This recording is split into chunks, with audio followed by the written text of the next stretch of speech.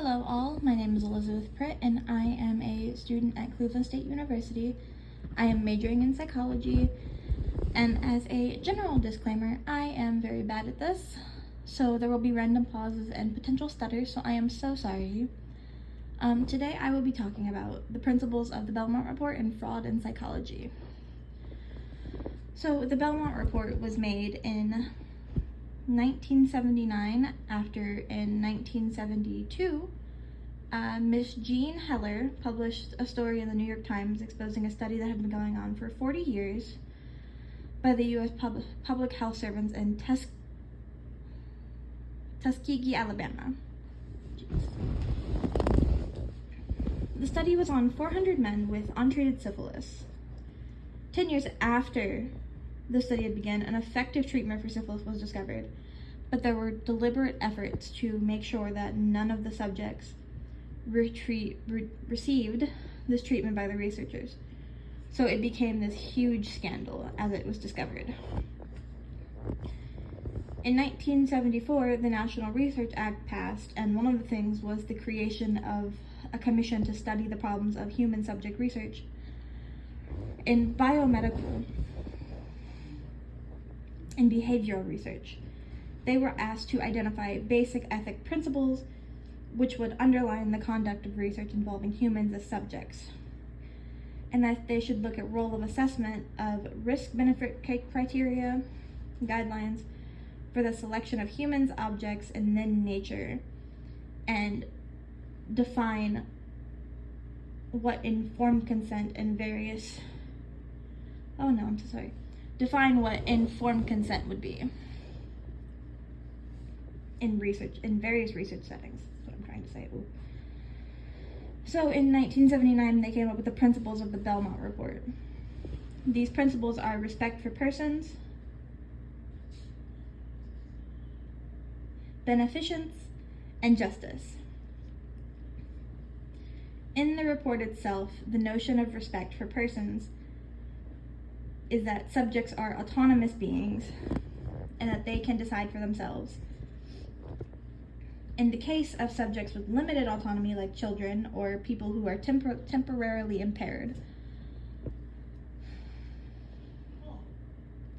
we make sure that they are protected until they can reach the point of being autonomous beings again. And then with beneficence in the Belmont Report, it is mostly used to identify the notion of maximizing benefits and minimizing possible harm, with many of today's studies being designed to have the risk occur during the research, but usually the benefits outweigh the risk, so it still lines up with what beneficence means in the report. And justice means that you're not going to exploit the vulnerable populations,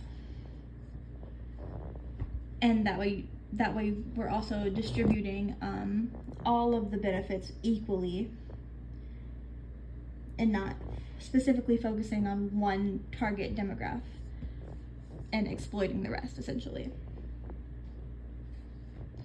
The Belmont principles don't always solve everything, but they do solve most of it when they're followed properly.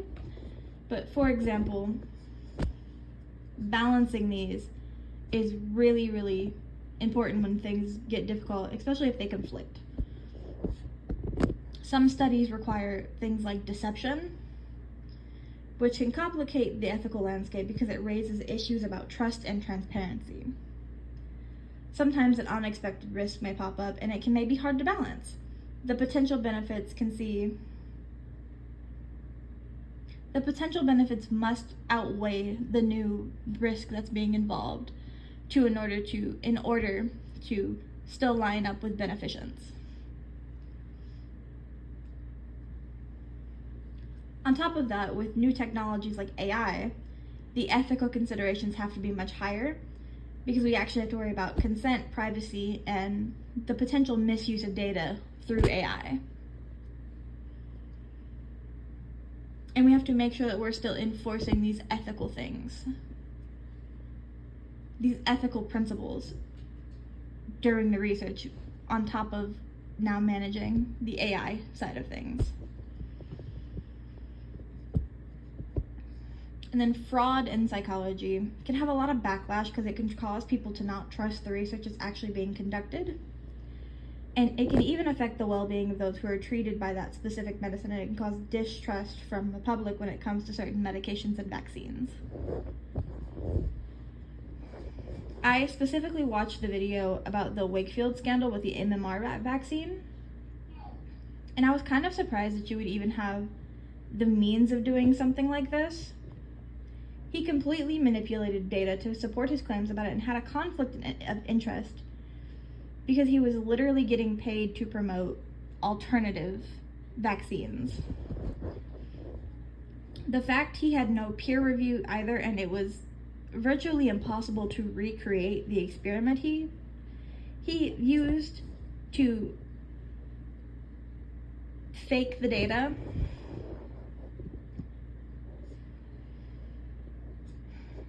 and people still took it as fact, is interesting to me. People started actively avoiding getting it, which caused a decline in the vaccination rate and caused an increase in the disease that it was preventing as it dipped below the recommended herd immunity. So people were getting sick from a completely preventable illness due to falsified research. I think something important for new psychology students to know is how important the 3 Belmont principles are and how to avoid conflictions with these in their research. They should understand the importance of informed consent and how to obtain it by actually giving all of the information about the research and making sure the subjects know everything they're getting into with it. They should also make sure that they're protecting any and all personal data. With the use of AI and things of that nature, data leaks and privacy become a big issue because we don't want any data experiment being leaked out, especially if that data has any kind of personal information in it.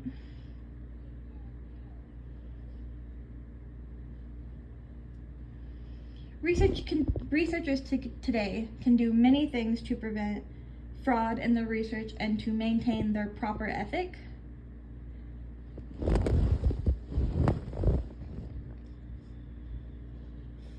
Again, following those 3 principles is a great way to maintain them. But if you come into a conflict to make sure that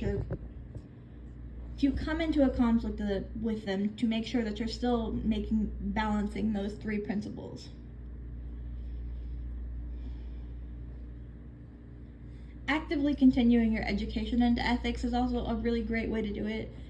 Attending classes, making sure you're up to date with any and all new ethics that appear and come out of any new studies. Being able to make sure that your subjects are actually understanding what the research is about. And a way to not commit fraud during your research is to make sure that you're publishing all of your results and sharing the data and materials, recreating the experiment multiple times, and publishing it multiple times, and actively getting peer review on it. Also, reporting any misconduct that you may have seen with somebody else's research is really good, because that way you're building trust with your own community and even possibly the public. I chose to watch 3 videos and talk about them, as that's what the instructions said to do, but I may have misread that. The 3 videos I chose to watch were the lecture on the Belmont report and the ethics of human research, the Wakefield fraud with the MMR vaccines, and the animated video with the list of psychology experiments gone wrong. I chose the lecture on the Belmont report because it is set up in a lecture style. And I always feel like I learn better and I retain the information better from lecture style classes. I actually feel like he explained it very well, and I was able to explain it in my own words due to that. He also gave a lot of background information, which I found really useful. Then the Wakefield fraud with the MMR vaccines, I chose that video because honestly I hadn't heard about that one, and I really do enjoy reading the research on vaccinations. I think they're very fascinating what people will come up with. And I didn't actually know that you could fake data like that and be able to publish it without concrete proof and without being able to recreate it, because he didn't do any of that. He did just fake the data, and the public was kind of like, yeah, we were already worried about this, and this kind of solidified their unease about it. Sorry. Then I chose the animated video because I wanted to know what other experiments have had like ethical problems in them. And that video was also set up in a way that I felt like I could actually understand and retain the information as well. Some of the studies that were mentioned, like the little Albert study in 1920, where the little boy was conditioned to be afraid of small, white, fluffy objects because the researchers just wanted to see if they could condition fear into people. He wasn't actually helped after the study was concluded, and I can't see how you have the heart to do that to a child, especially.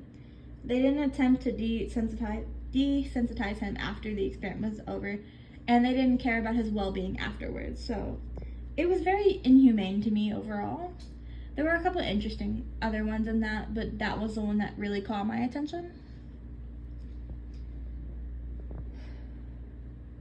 And that's all I have to say. I hope this was okay for you to listen to, because I know I am horrible at talking.